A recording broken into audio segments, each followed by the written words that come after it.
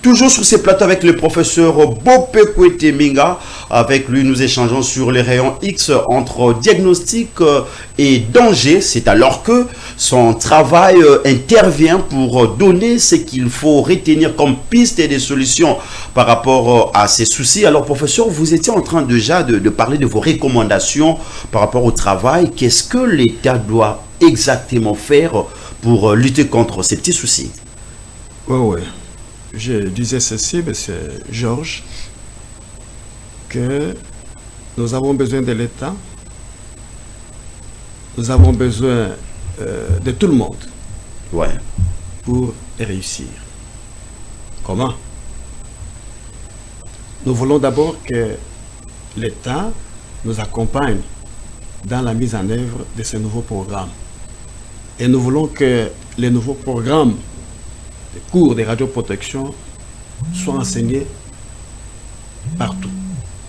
Oui, il y a des choses qui doivent être enseignées aux professionnels de santé et il y a des choses qui doivent être enseignées aux non-professionnels de santé, au moins pour qu'ils aient une information en rapport avec les rayons X, leur usage et les mesures qu'il faut prendre pour se protéger contre ces rayons.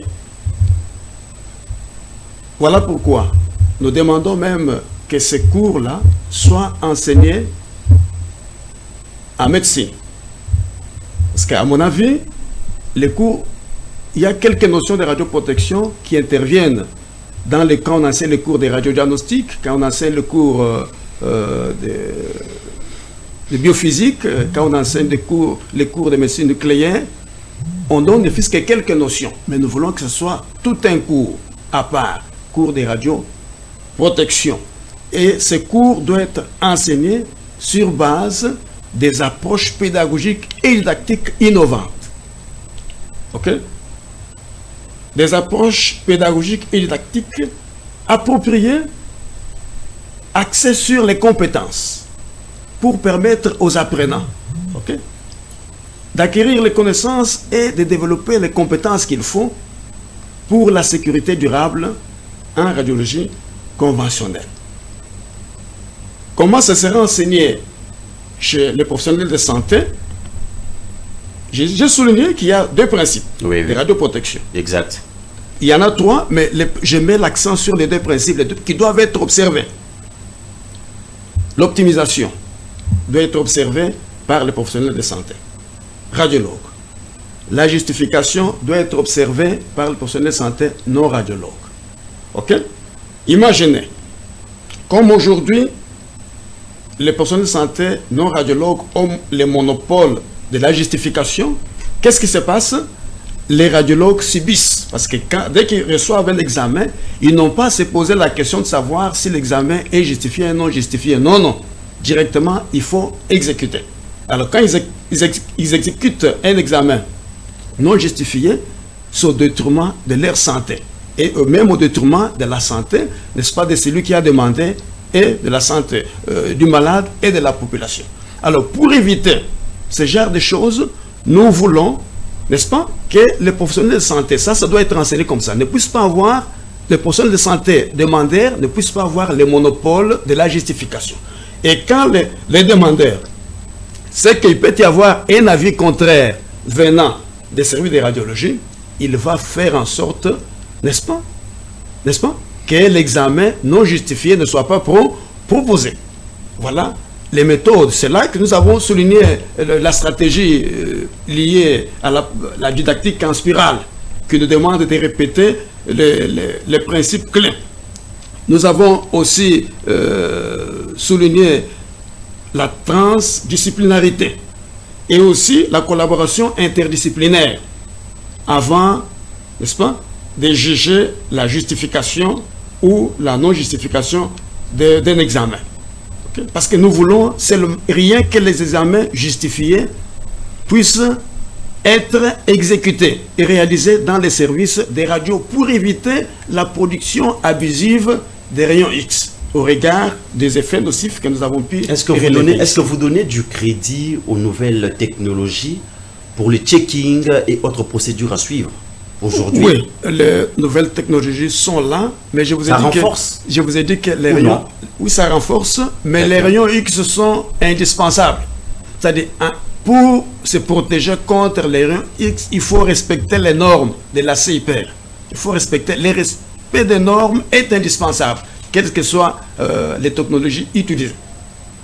Le respect des normes est indispensable. Alors, professeur, quel impact votre recherche pourrait avoir dans la vie commune, dans le système sanitaire congolais aujourd'hui? Là, nous voulons assez que vous puissiez vraiment vous faire découvrir auprès des décideurs, démontrer qu'il y a intérêt de pouvoir s'approprier, de cette étude et aussi vous approcher pour un travail d'ensemble. Oui. Après diagnostic, sur les pratiques, nous avons constaté que les principes de radioprotection ne sont pas respectés. Alors que le cours de radioprotection est enseigné. Donc, il s'est dégagé un écart entre ce qui devrait être enseigné et ce qui était enseigné pour combler, n'est-ce pas, ces besoins. Ok? C'est par rapport à cela que nous avons proposé certains modules dans ces cours. Ok? Et aussi, nous nous sommes dit que les modules ajoutés ne doivent pas être enseignés n'importe comment, parce que nous voulons l'acquisition de connaissances et le développement de compétences. Oui. Il faut des approches pédagogiques et didactiques innovantes qui favoriseraient l'acquisition de connaissances et le développement de compétences pour que les apprenants aujourd'hui, futurs professionnels de santé, soient à même de maximiser la sécurité radiologique lors, n'est-ce pas, de l'exercice de leurs fonctions. En parlant comme radiologue et comme aussi non-radiologue. Oui, en parlant des apprenants, quel est le message que vous pouvez lancer à ces derniers à cet instant, hein? Parce que vous aviez dit ce sont eux qui vont certainement vous remplacer. Alors, pour ceux-là, les chercheurs, qui désirent vraiment aller dans la physique sanitaire, dans la physique médicale aujourd'hui et les diagnostics, quel est le message vraiment pointu que vous pouviez adresser à ces derniers? Quel est le message ou les comportements que la population doit adopter face à ces soucis, comme vous venez de souligner pour les personnes soignantes? Voyez, quels sont les comportements que la population doit maintenant adopter et quel est le message que vous pouvez adresser à ces étudiants, à ces apprenants qui sont encore dans les universités et qui veulent apprendre et connaître comme vous? Ok, merci beaucoup. J'aimerais d'abord vous dire que la CIPR, la Commission internationale de protection radiologique, est une autorité scientifique de référence. Oui. Cette autorité scientifique élabore les lois, met en place les bases scientifiques que l'OMS va traduire en directives pour les bonnes pratiques médicales. L'OMS a aussi dans ses prérogatives la sensibilisation et la formation. Aujourd'hui, nous accompagnons l'OMS dans cette prérogative. La formation et la sensibilisation. Nous, en tant qu'enseignants, nous devons, à partir de bases scientifiques produites par la CIPR, nous devons mettre en place un programme contextualisé. Mettre en place aussi des méthodes d'enseignement contextualisées, adaptées pour aboutir à l'acquisition de connaissances et développement des compétences chez les personnels de santé pour maximiser la sécurité. Ça, c'est une chose. Deuxième chose, c'est ce que j'ai souligné, nous voulons que ces cours soient enseignés dans toutes les filières. Oui, parce que chaque Congolais a besoin de l'information par rapport à ce qui se passe. Je vous ai même dit que le traitement médical aujourd'hui ne s'impose pas. Vous proposez, vous faites une forme de plaidoyer au niveau du personnel. Soit en face, vous êtes en face du bénéficiaire qui est le malade, mais vous faites un plaidoyer pour qu'il adhère à votre traitement. Dès qu'il adhère, vous l'accompagnez du début à la fin. Que ce soit la même chose aussi pour les examens des radios. Proposer et attendre l'avis du malade. Et le malade ne peut donner un avis objectif que s'il est informé, s'il est sensibilisé sur cette question. Voilà pourquoi nous voulons que la population soit sensibilisée. nous voulons que les intellectuels congolais, n'est-ce pas, connaissent la radioprotection. Ok? C'est quoi les rayons X? C'est quoi les mesures à prendre pour se protéger contre les rayons X? Ok? Alors, si tout le monde arrive à parler le même langage, les personnels de santé, radiologues tout comme radiologues, il y aura possibilité de créer l'équilibre entre l'utilisation diagnostique des rayons X et la santé publique, pour que l'utilisation ne soit pas seulement pour les diagnostics. Et on oublie l'aspect sécurité. Alors que quand on fait un examen irradiant, il y a un risque, il y a un rapport risque-bénéfice. Nous ne voulons pas que les risques soient élevés par rapport aux bénéfices. Alors, pour que les risques soient inférieurs aux bénéfices, il faudra que les deux catégories de personnel observent les principes de radioprotection. Et nous voulons aussi que l'État puisse accompagner les structures de santé, puisse les approvisionner en matériel nécessaire, afin que le personnel de santé soit à même de faire un bon travail. N'est-ce pas? Quand ils sont dans de bonnes conditions, ils vont aussi offrir aux bénéficiaires, aux malades, les meilleures conditions d'exposition. Ils vont recourir aussi aux doses inférieures parce que ce sont des appareils de bonne qualité afin d'observer l'optimisation. Sinon, vous vous sentez disponible et prêt de travailler avec la CIPR? Nous sommes disponibles. Ok. D'ailleurs, la CIPR a à son sein plusieurs spécialistes. Il y a le médecin, il y a le physicien, il y a le biologiste, il y a le chimiste, il y a les experts en santé publique. Nous tous, nous accompagnons, bien que tout en n'étant pas dans la CIPR, mais nous l'accompagnons. Nous sommes en train de vulgariser les bases scientifiques de la CIPR au bénéfice de la radioprotection. Au bénéfice de la radioprotection, professeur Bopé, c'était un plaisir pour nous de vous recevoir aujourd'hui, mesdames, messieurs. Comme vous l'avez compris, nous sommes pratiquement à la fin de notre numéro de séjour. Je pense que je vous donnerai juste 30 secondes pour vous dire votre dernier mot quant à l'avenir que vous projetez, ok, par rapport à la situation actuelle, par rapport à la thématique parlée, par rapport à la radioprotection. Comment voyez-vous l'avenir? Oui. D'une radiologie sécurisée? Oui. Je suis optimiste. Je vous ai dit au départ que les rayons X sont irremplaçables. Voilà. Depuis 1895 jusqu'à ce jour, ces rayons continuent à faire preuve d'efficacité dans les diagnostics médicaux. Mais nous voulons multiplier les efforts pour que l'utilisation des rayons ne soit pas un danger pour la population. La population. Enseignons le cours de radioprotection avec un contenu conséquent, sensibilisons la population, approprié. Oui. Et ces contenus-là, enseignons-les sur base des approches pédagogiques et didactiques innovantes pour la maximisation de la sécurité radiologique par les professionnels de santé. Et aussi, nous voulons que notre population ne soit pas ignorante. Voilà. Nous voulons que la population sache c'est quoi les rayons X. Quand on m'envoie dans les services de radio X, les services de radio, c'est pourquoi et qu'est-ce que j'attends de ces professionnels de santé et quelle est ma contribution. Exact. On peut aussi émettre un avis sur les traitements. On dit non, ces traitements, est-ce qu'il n'y a pas d'effet secondaire? S'il y en a, est-ce que vous ne pouvez pas changer un autre traitement? Oui. Pourquoi ça ne doit pas être aussi le cas pour les examens de radio? Voilà, le professeur Bopé reste optimiste, mesdames, messieurs. Nous sommes pratiquement à la fin de cette édition, mais laissons-nous quand même prendre cette page rose en souhaitant un heureux anniversaire à Madame Fallon Malundama qui souffle sur une bougie de plus dans sa vie aujourd'hui. Alors, plus de bénédictions sur vous, Madame Fallon Malundama. Nous vous souhaitons un pétillant, un heureux, un joyeux anniversaire.